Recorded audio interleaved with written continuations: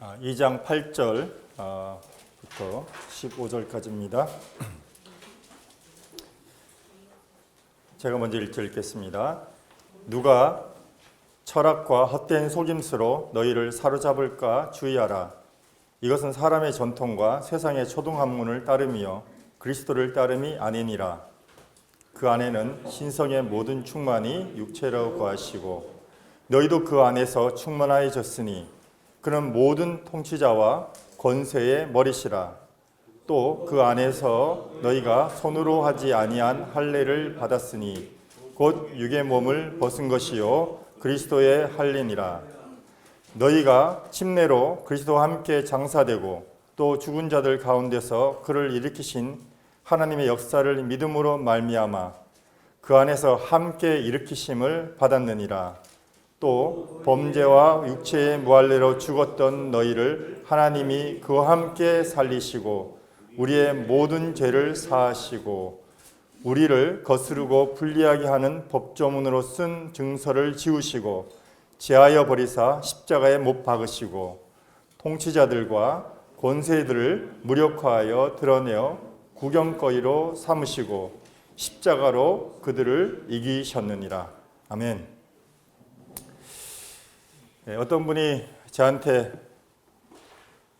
신년을 언제로 쉽니까? 언제 새해 인사를 드립니까? 1월 1일입니까? 1월 29일입니까? 이제 이렇게 물으시더라고요. 여러분들은 언제가 신년으로 인식하십니까? 제가 그래서 얼마나 좋습니까? 1월 1일 날 인사 못한 분들은 29일 날 또 하면 되고 아니면 중간에 계속 신년이니까 계속 인사드리면 되지 않을까요? 이제 그렇게 말씀을 드렸는데 우리가 다 새해를 이렇게 맞으면서 또 나름 한 해를 돌아보고 또 이렇게 감사를 드리고 또 새로운 계획을 세우고 뭐 이렇게들 하지 않습니까? 저는 이 골로새 2장 8절로 15절 말씀을 보면서 하나님께서 또 우리들에게 한 해를 시작하면서 어떻게 우리들에게 말씀하고 계신가 하는 부분들을 좀 살펴봤으면 좋겠습니다. 자, 2장 8절에 보면은 이 골로새 교회가 참 주변에 당면하고 있는 환경들이 철학과 헛된 속임수가 그들 주변에 산지하고 있는 것을 말씀하고 있습니다. 또한 이 철학이라고 하는 부분들은 우리가 이 사도 바울이 2차 전도 여행 때 이제 여행을 쭉 하면서 데살로니가를 거쳐서 이제 베레아로 이제 아테네로 이렇게 이제 유대인들이 계속적으로 반대를 하고 복음을 전하는 곳마다 따라오면서 방해를 했기 때문에 계속 이제 마치 도망 다니다시피 하면서 계속 지역을 옮기면서 복음을 전하는 가운데 아테네에 갔을 때 아테네 사람들이 하고 있는 모습들을 봤습니다. 이 8절과 유사한 환경인데요.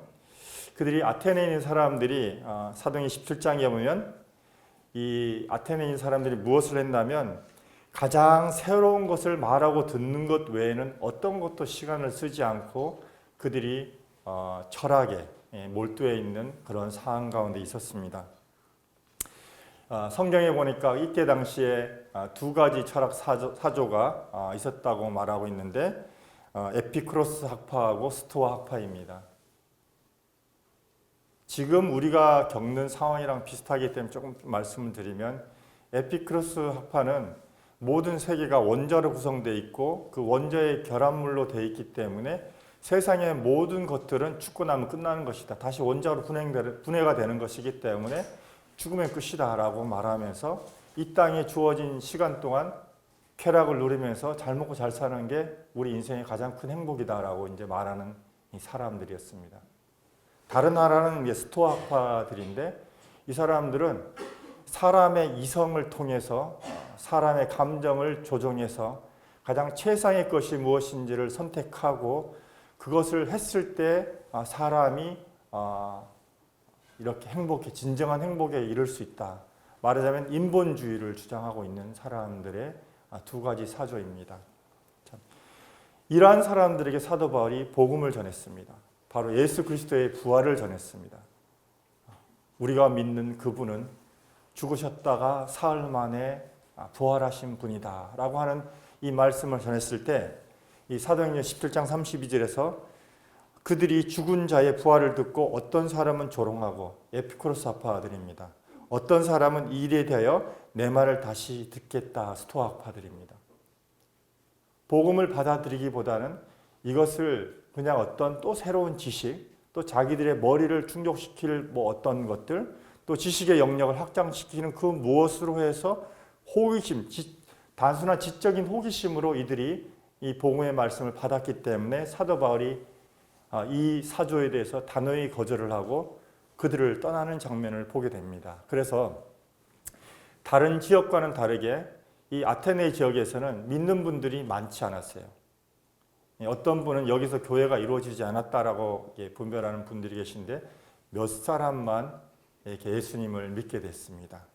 자, 여기 말씀하고 있는 이 2장 8절에 보면 헛된 철학에 속아 여러분의 신앙의 기쁨을 빼앗기지 않도록 조심하십시오. 이런 말씀입니다. 철학은 하나님의 말씀에 근거한 것이 아니라 사람의 생각과 사상에서 나온 것이기 때문에 이것은 허탄한 기초라고 말씀하고 있습니다. 8절 뒷부분에 보니까 이것은 그리스도를 따르는 것과 정반대가 되는 것이라고 말씀하고 있습니다. 또 하나의 8절에 나와 있는 부분이 세상의 초등학문을 따른다고 말하고 있습니다. 이 율법주의입니다. 다시금 유대인들이 그들에게 와서 율법을 지켜야만 된다고 말하는 것입니다. 당신들이 거듭났어도 다시금 법으로 돌아가서 하나님의 율법을 지켜야지만 바른 그리스도인이 될 수 있습니다라고 하는 이런 분위기, 이런 환경들이 주변에서 이 골로새 교회를 계속적으로 참 위협하고 있는 이런 상황과 됐습니다. 이런 것들이 모두가 다 그리스도를 따르지 않고 있다고 이렇게 말씀하고 있는 것입니다. 오늘날 우리들은 어떻습니까? 거듭났지만 우리들의 삶이 정말로 변화되기를 원치 않습니다. 제 용서함은 받았지만 전 인격적으로 내가 하나님을 닮아가고 그리스도를 닮아가고 그리스도의 삶이 나의 삶에서 나타나는 것을 원하지 않습니다. 내가 제 용서함 받으면 됐어. 내가 이제 천국 가면 됐지. 적당히 예수 믿는 사람으로 살면 됐지. 왜 나에게 더 예수님을 믿는 사람으로 바르게 따르라고 하는 것이야. 세상에서 돈 잘 벌고 건강하게 행복하게 살고 여행 잘 다니고 이렇게 대충 살고 천국 가면 되지 라고 하는 이러한 생각들이 우리 가운데 있을 때에 바로 이러한 사조들이 밀려온다는 것입니다.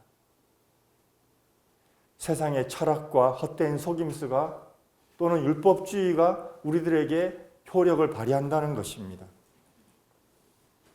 성경을 읽지만 성경을 통해서 변화되기를 원치 않는 마음. 하나님, 성경을 읽지만 하나님이 내 마음에 맞는 그런 말씀을 하셔야지만 제가 말씀을 받겠습니다. 그렇지 않으면 저는 하나님 말씀에 동의할 수 없습니다. 내가 성경을 읽는데 성경이 나를 읽는 것은 반대하는 것입니다. 내가 가장 가까운 이웃에게 또는 학교의 동료들에게 또는 직장의 선후배들에게 그리스도인인 것을 드러내는 것을 원치 않으면서도 여전히 내가 그리스도인으로 사는 것을 원하고 있고 내가 영적으로 정말 깨어있고 거룩한 사람인 것처럼 돼 있고 정말 이게 성령 충만한 그런 사람으로 살기를 원하는 이런 것이 얼마나 모순된 것인가를 이 말씀에서 말씀하고 있습니다. 우리 삶에서 그리스도가 빠져버린 자리에 세상의 헛된 철학과 속임수가 들어오게 되어 있습니다. 율법주의가 들어오게 되어 있습니다. 이 말씀에 보니까 9절에 그 안에는 그리스도 안에는 신성의 모든 충만이 육체로 거하시고 이렇게 되어 있습니다.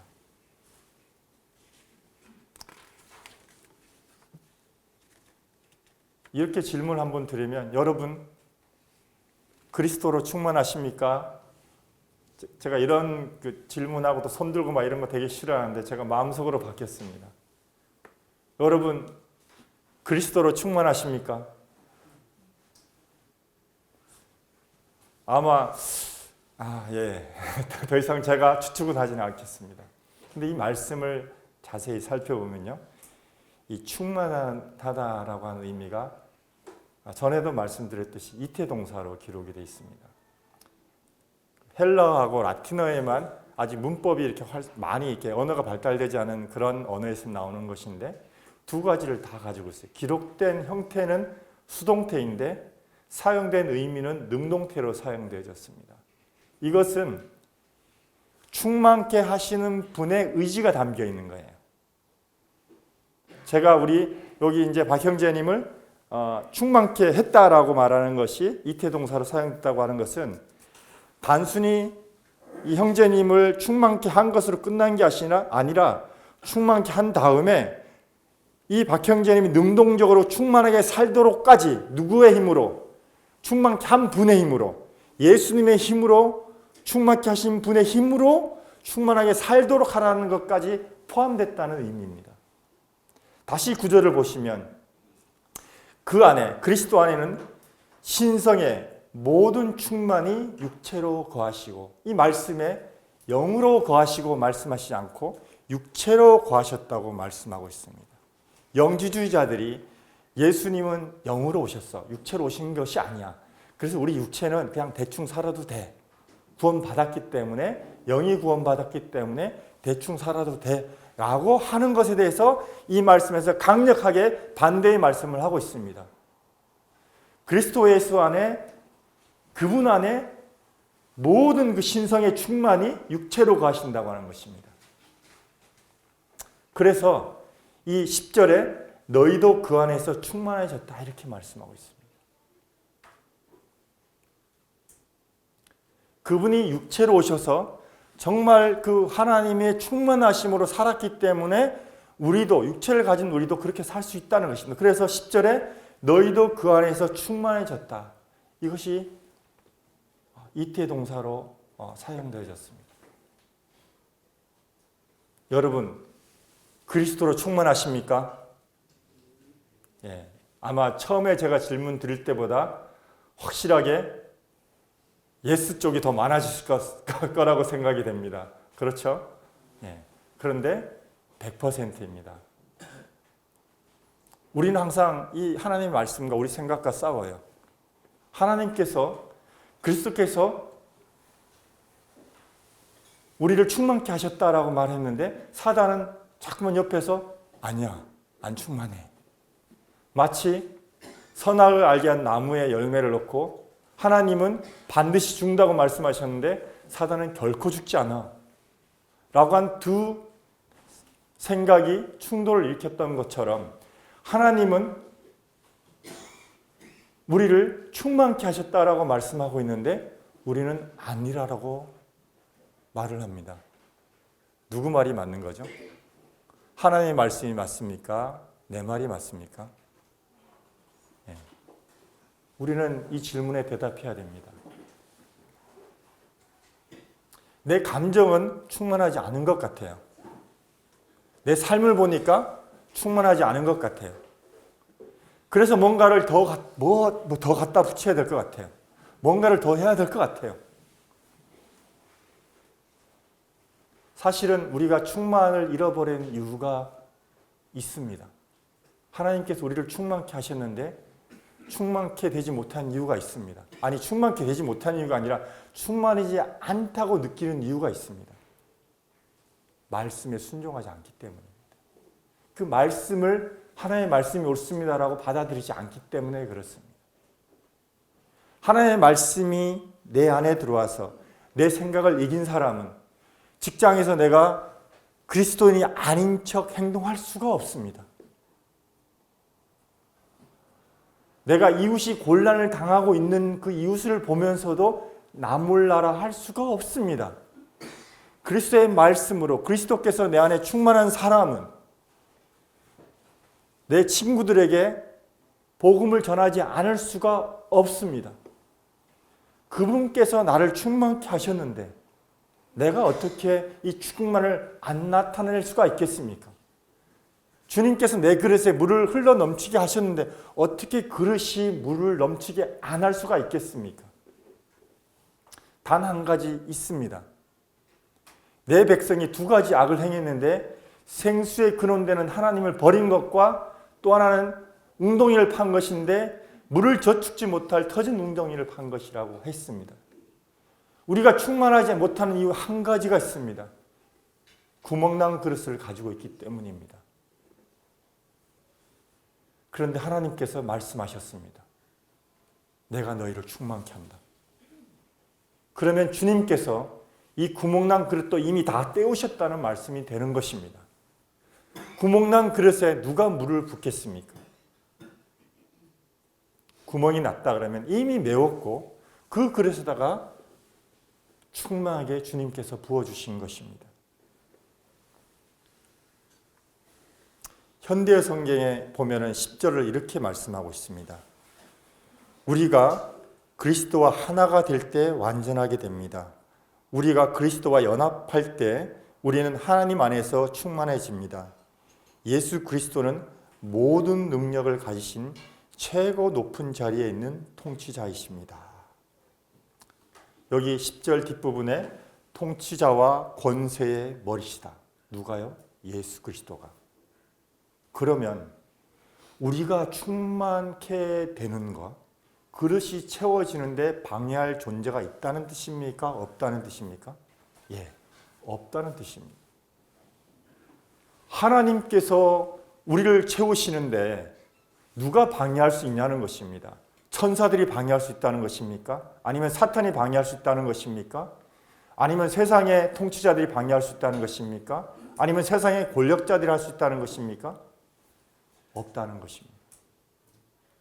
어떤 존재도 예수 그리스도께서 우리를 충만케 하시는 것을 방해할 존재가 없다고 말씀하고 있습니다. 자, 다시 여쭙겠습니다. 여러분, 그리스도로 충만하십니까? 예. 좀 더 소리가 커졌습니다. 예. 내가 느끼고 안 느끼고의 문제가 아니라 그리스도께서 하신 것입니다. 이것은 감정의 영역이 아니고요. 사실입니다. 만약에 거짓말이라면 하나님께 이런 말씀을 할 수가 없는 거예요. 사실이고 진리이기 때문에 하나님께서 이렇게 말씀하시는 거예요. 내가 너희를 충만케 했다. 그런데도 불구하고 안 충만한 사람이 있냐? 그런 피조물이 있습니까? 하나님께서 선지를 창조하실 때 그분의 질서대로 모든 것을 다 만들어 놓으시고 그것대로 다 운행하게 하셨는데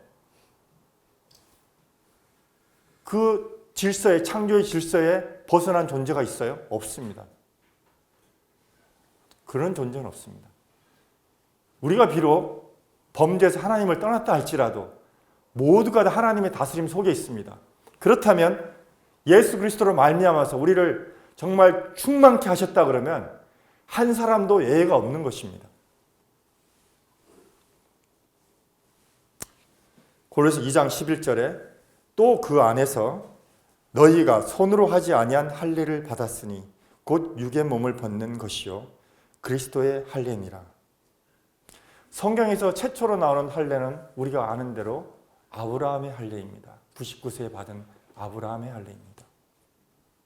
아브라함은 25년 전에 75세 때 사단을 숭배하고 있는, 우상을 숭배하고 있는 아버지 데라의 집을 떠나서 이제 하나님께서 지시할 땅으로 왔습니다. 약속의 땅으로 왔습니다. 자식도 없는 그에게 하나님께서 그를 통해서 세상 모든 만민들이 너의 씨를 통해서 복을 받게 될 거라고 말씀하시고 하늘의 별처럼 너희 자손이 많아질 거라고 약속을 하셨습니다. 자, 그런데 아브라함이 이 창세기 15장에 보면 아브라함이 하나님께 의롭다고 선언한 시점이, 의롭다고 하는 이 인정을 받은 시점이 있습니다. 그가 이 가나안으로 와서 얼마 되지 않은 상황에서 한 5년 정도, 제 말씀을 볼 때 한 5년 정도 지나지 않았을까 하는 생각이 듭니다. 창세기 14장에서 이 조카 롯이 이 소돔에 살다가 이제 붙잡혀 갔습니다. 모든 재산과 함께 다 붙잡혀 갔는데 어디까지 쫓아가냐면 단 지파죠. 이스라엘에 지금 아브라함이 살던 곳은 이 네게브라고 예루살렘 밑에 있는 사막지대 그 근처에 살고 있었는데 맨 꼭대기 단 지파가 살고 있는 이쪽까지 갑니다. 이 성경에 보니까 이 아주 그 끝까지 갔는데 이 자기가 데리고 있는 318명의 그 용사들을 데리고 집에서 기른 사람들 데리고 쫓아가서 거기까지 쫓아가서 이 롯을 데리고 와서 다시금 소돔으로 이렇게 돌려놓는 장면이 이 14장에서 나오고 15장에 이제 딱 들어서면서 아브라함이 고민을 하기 시작해요. 1절에 보니까 아브라함이 심한 두려움 가운데 있다는 거예요. 내가 다시 누군가가 이렇게 이 롯처럼 쳐들어와서 우리를 이렇게 침략해오면 어떻게 하지? 아니, 내 자식은 한 명도 없는데 하나님은 나를 통해서 상속자를 주시겠다고 말씀을 하셨는데 여전히 나는 자식도 없고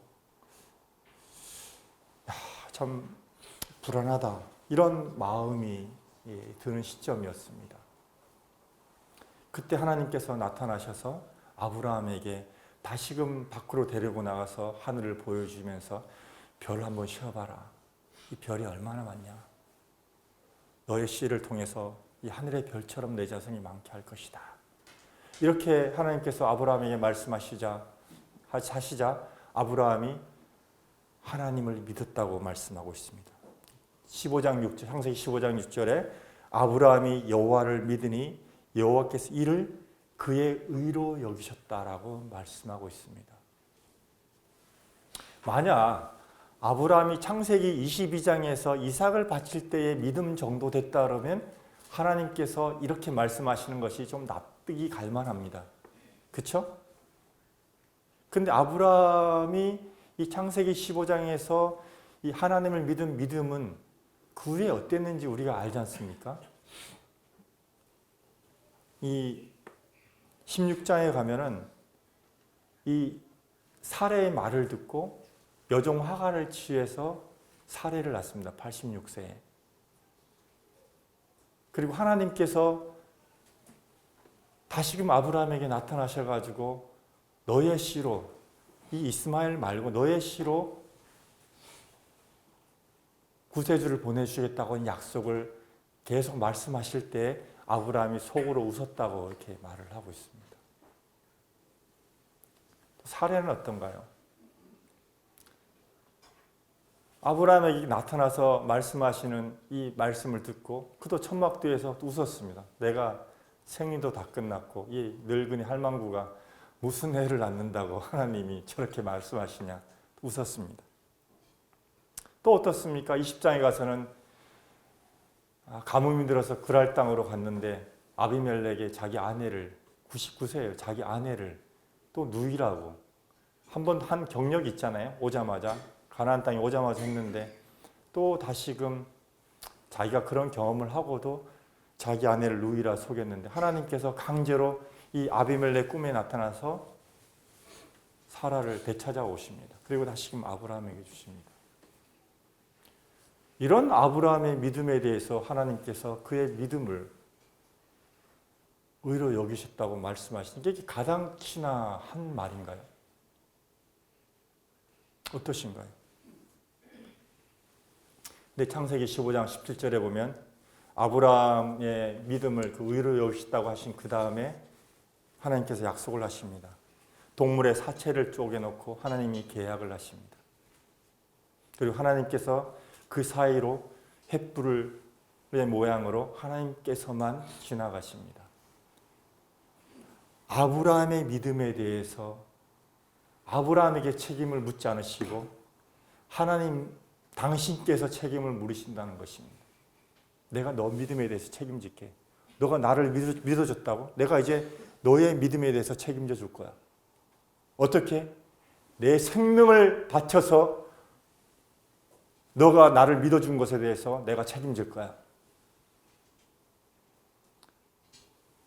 창세기 15장에서 아브라함이 하나님을 믿은 것을 의로 여겼다고 하신 그 하나님의 그 여기심 속에는 하나님의 책임지심이 있습니다. 아브라함이 잘 믿어서가 아니라 하나님의 그 인자심 때문에 약속하신 것을 신실하고 변함없으신 그 약속 때문에 그분의 속성 때문에 그분께서 그렇게 하시겠다는 거예요. 목숨 걸고 책임지시겠다는 것이에요. 히브리서 12장 2절에 믿음의 주요 또 온전케 하신 인 예수를 바라보라 이렇게 되어 있습니다. 킹제임스 성경에는 믿음의 창시자요 완료자이신 완성자이신 예수를 바라보자 이렇게 되어 있습니다. 믿음이 누구의 것이라는 것입니까? 예수님의 것이라는 것입니다. 예수님께서 시작하시고 예수님께서 완성시키겠다고 말씀하신 것이에요. 그렇기 때문에 예수님께서 아브라함의 믿음에 대해서 보증할 수 있었던 것입니다. 어떻게 해요? 당신의 생명으로 보증할 수 있었던 것입니다. 우리의 믿음은 어떻습니까? 마찬가지입니다. 십자가에서 예수 그리스도의 생명으로 자신을 들으신 그 생명으로 우리의 믿음을 보증하시겠다는 거예요. 내가 잘 믿어서가 아니라 예수님께서 믿음을 시작하셨고 끝내셨기 때문에 그 믿음 안에 우리를 두셨기 때문에 그분께서 보증하시겠다는 것입니다. 그래서 갈라디아서 2장 20절에 아들의 믿음 안에서 사는 우리에게 이렇게 말씀하고 있습니다. 내가 육체 가운데 사는 것은 나를 사랑하사 나를 위하여 자기 자신을 버리신 하나님의 아들을 믿는 믿음 안에서 사는 것이라. 내 믿음이 아니라 아들의 믿음이라고 말씀하고 있는 것입니다. 내가 이제 육체 가운데 사는 것은 내 믿음으로 사는 것이 아니라 아들의 믿음으로 산다고 하는 것입니다. 여러분, 그리스도께서 우리를 충만케 하셨습니다. 충만하십니까? 네, 충만합니다. 누가 보증하기 때문에 그렇습니까? 아들 예수 그리스도가 보증하기 때문에 그렇습니다.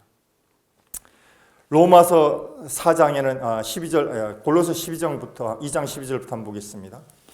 너희가 침례로, 제가 침례로 읽겠습니다. 원래 침례이기 때문에 침례로 읽겠습니다. 너희가 침례로 그리스도와 함께 장사되고 죽은 자들 가운데서 그를 일으키신 하나님의 역사를 믿음으로 말미암아 그 안에서 함께 일으키심을 받았느니라. 이 말씀에 보니까 예수님께서 십자가에 죽으실 때 내가 함께 그분과 죽고 예수님께서 무덤에서 부활하실 때 그분의 생명과 함께 나도 부활했다고 하는 것입니다. 지난주 수요 집회 때 한 형제님이 대전에서 오셔가지고 우리 형제 자매들의 간증을 들으면서 돌아가는 차편에서 이렇게 말씀을 하시더라고요. 우리 젊은 형제들의 귀한 간증을 들으니까 너무 귀하다. 정말 그리스도 예수 안에 있는 이 살아있는 간증을 들으니까 너무 귀하다.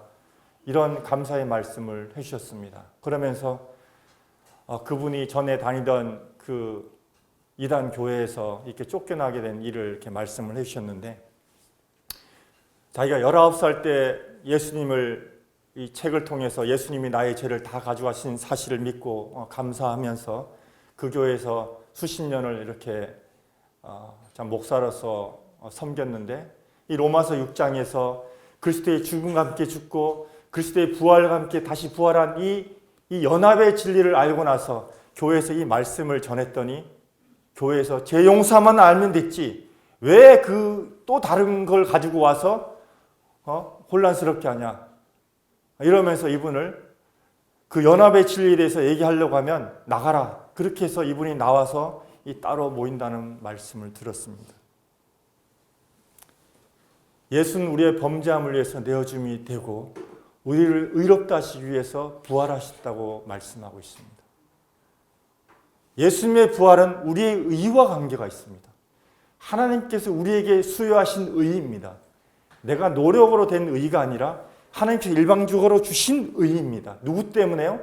예수님의 부활하심으로 말미암아 주어진 의입니다.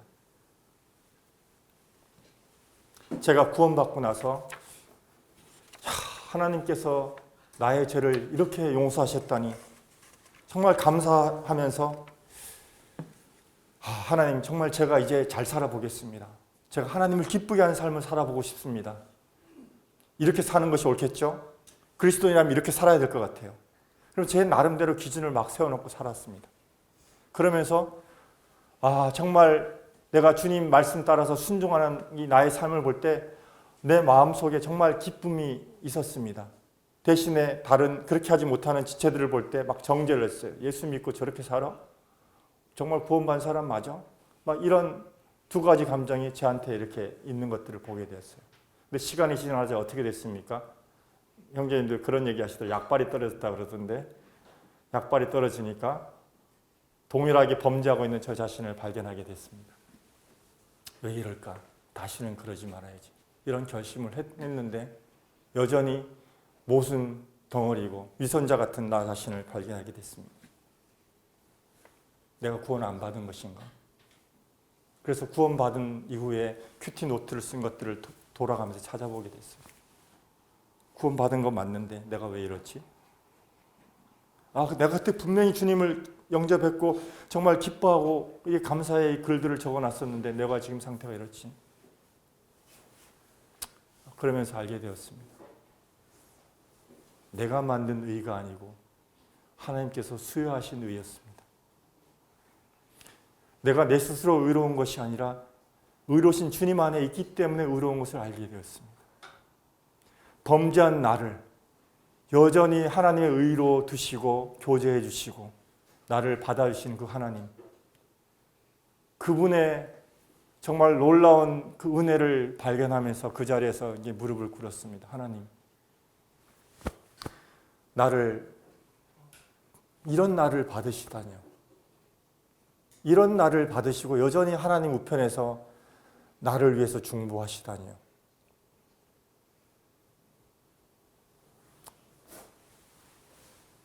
하나님의 은혜를 안 날부터 이 내 믿음을 내가 지키는 것이 아니라 예수 그리스도가 지키고 계신 것을 알게 되었습니다. 내가 옳은 것이 아니고 내 안에 있는 새 생명 되시는 예수 그리스도가 의로운 것입니다. 로마서 4장 2절로 5절에 보면 만일 아브라함이 행위로서 의롭다 하심을 받았다면 자랑할 것이 있으려니와 하나님 앞에서는 없느니라. 성경이 무엇을 말하느냐? 아브라함이 하나님을 믿음에 그것이 그에게 의로 여겨진 바 되었느니라. 일하는 자에게는 그 삭시 은혜로 여겨지지 아니하고 보수로 여겨지거니와 이 일을 아니할지라도 경건하지 아니한 자를 의롭다 하신 이를 믿는 자에게는 그의 믿음을 의로 여기시나니. 아멘입니다. 고린도서 2장 13절에 또 범죄와 육체의 무할례로 죽었던 너희를 하나님이 그와 함께 살리시고 우리의 모든 죄를 사하시고. 이제는 내가 다시금 십자가에 죽어야지 할 필요가 없습니다. 말씀해 보니까 이미 죽었다라고 말씀하고 있습니다. 범죄와 육체의 무할례로 죽었습니다. 아브라함이 의롭다고 여김을 받을 때가 언제였습니까? 그가 할례를 받을 때였습니까? 아닙니다. 그가 무할례 시에 이미 믿음으로 하나님께 의롭다함을 받았습니다. 로마서 4장 8절에 주께서 그 죄를 인정하지 아니하실 사람은 복이 있도다. 그런즉 이 복이 할례 자에게냐 혹은 무할례 자에게 또냐? 무릇 우리가 말하기를 아브라함에게는 그 믿음이 의로 여겨졌다 하노라. 그런즉 그것이 어떻게 여겨졌느냐? 할례시냐 무할례시냐? 할례시가 아니요 무할례시니라.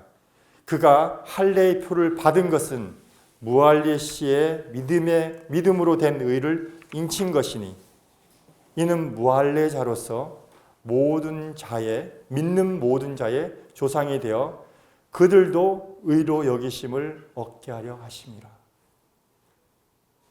잘 믿은 아브라함 때문에 하나님께서 그를 의롭다고 하신 것이 아니라 그의 믿음을 보증하시는 하나님 때문에 그를 의롭다고 하나님께서 선언하신 것입니다. 요한복음 5장 24절에 내가 진실로 진실로 너희에게 이르노니 내 말을 듣고 또 나 보내신 이를 믿는 자는 영생을 얻었고 심판에 이르지 아니하나니 사망에서 생명으로 옮겼느니라 이렇게 말씀하시는데 영생을 얻었고가 이 완료형으로 기록됐다고 하는 것들을 한번 생각해 보시기 바랍니다. 우리가 예수님을 믿고 나서 많은 시간을 살아갑니다. 육체의 죽음을 맞이할 수도 있고요. 주님께서 일찍 오셔서 우리가 죽지 않고 하늘에서 주님을 만나는 그런 소망을 가질 수도 있습니다. 그런데 우리가 범죄한 이후부터 시작해서 믿은 순간부터 시작 과정과 또 앞으로 우리에게 주님을 만날 때까지를 가지고 과거, 현재, 미래가 다 있는데 하나님께서 이걸 완료형으로 말씀하시는 거예요. 하나님께는 시간이 없습니다. 하나님은 이 모든 것을 동시에 보고 계시기 때문에 그래요. 그래서 하나님께서 이것을 얻었다라고 말씀할 수 있는 거예요. 우리에게는 미래지만 하나님은 지금 현재 보고 계신 거예요. 그분께서 보증하시기 때문에 우리의 구원에 대해서 완전한 것이에요. 이게 여기에다가 더 어떤 것들을 추가할 필요가 없어요. 추가하는 것은 사족입니다. 예수 그리스도의 십자가의 죽으심을 부인하는 것이에요. 그분께서 충만케 하셨는데 안 충만한데요. 뭔가를 더 갖다 붙여야 돼라고 말하는 것은 하나님을 모독하는 것입니다. 십자가를 모독하는 것입니다. 골로새 2장 14절로 15절에 우리를 거스르고 불리하게 하는 법정으로 쓴 증서를 지우시고 제하여 버리사 십자가에 못 박으시고 이 말씀은 우리가 율법을 어긴 그 제목들 있지 않습니까? 이 명세서들을 다 십자가에서 예수님 못 박힐 때 다 갖다가 못 박았다는 거예요. 그래서 없이 하셨다는 거예요. 없어졌다고 말씀하고 있는 거예요.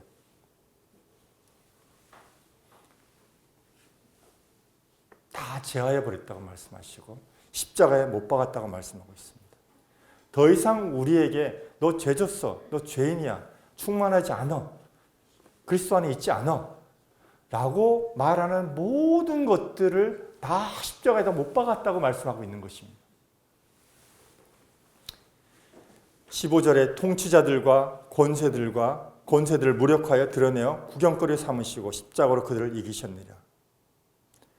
이제 더 이상 우리를 고발할 사탄의 세력들을 완전히 꺾어버리셨다고 말씀하고 있습니다. 우리의 죄를 완전히 없애버린 그리스도께서 승리하셨다고 말씀하고 있습니다. 이것을 온 세상 사람들에게 다 보여주셨다는 거예요. 이 말씀해 보니까 통치자들, 권세자들 다 무력케 하시고 이 사람들, 우리가 죄 있다고 말하고 충만하지 않다고 말한 그리스도 안에 있지 않다고 말하는 사람들에게 이 사람들을 다 이제 구경거리가 버렸다는 거예요. 예수님께서 승리하셨기 때문에 그렇습니다.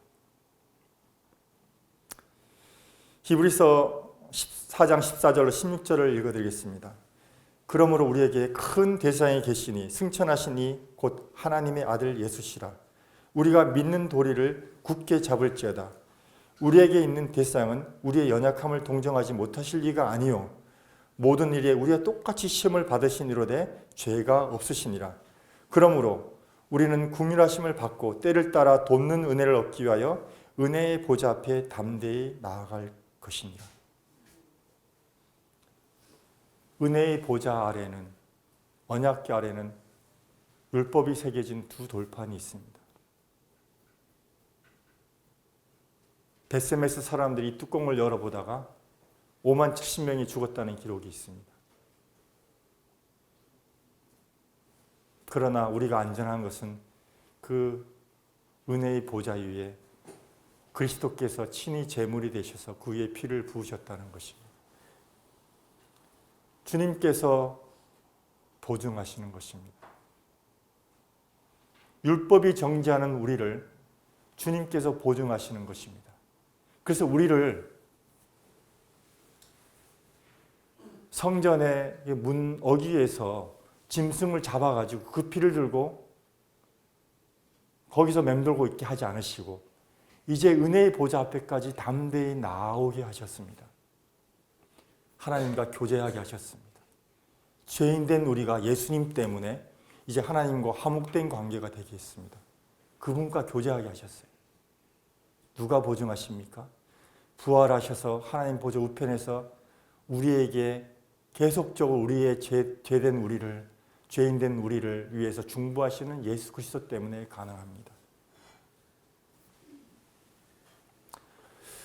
오늘 이 소그룹 모임에서 이 두 가지를 한번 교제해 봤으면 좋겠습니다. 주님께서 우리를 충만케 하셨기 때문에 이제 우리가 능동적으로 충만함을 나타내는 것은 우리의 책임입니다. 감나무 밑에서 잎 벌리고 감 떨어지길 바라는 것이 신앙이 아니라 이미 그리스도께서 우리를 충만케 하셨기 때문에 우리가 그 충만함 가운데서 충만을 나타내라고 말씀하고 오셨습니다. 충만케 하신 것은 수동태지만 우리가 충만한 것을 나타내는 것은 능동태입니다. 우리가 하는 것입니다. 성령께서 우리 안에서 이것을 돕고 계십니다. 그 대신 이 책임을, 우리가 충만을 나타내는 이 책임을 성령께 돌리지 마시기 바랍니다. 이미 그분께서 다 채워주셨습니다. 우리가 연약하여 하지 못할 때 그분께서 도우시는 것이지 내가 해야 될 몫을 성령께 전가하지 마시기 바랍니다. 또한 내가 사는 이것이 부활하신 예수 그리스도의 생명과 함께 연합된 생명이라는 것 꼭 명심하시기 바랍니다. 그 어떤 누구도 정죄하지 못하는 이 새 생명, 그리스도 생명 가운데서 우리가 더 믿음에 더 어떤 것들을 추구하거나 더 쌓으려고 하지 말고 이미 다 완전케 하시고 보증하시는 예수 그리스도 안에서 정말 이 연합의 기쁨을 새해 올 한 해 동안 정말 풍성하게 누리는 저와 우리 성도님들이 되었으면 합니다. 감사합니다.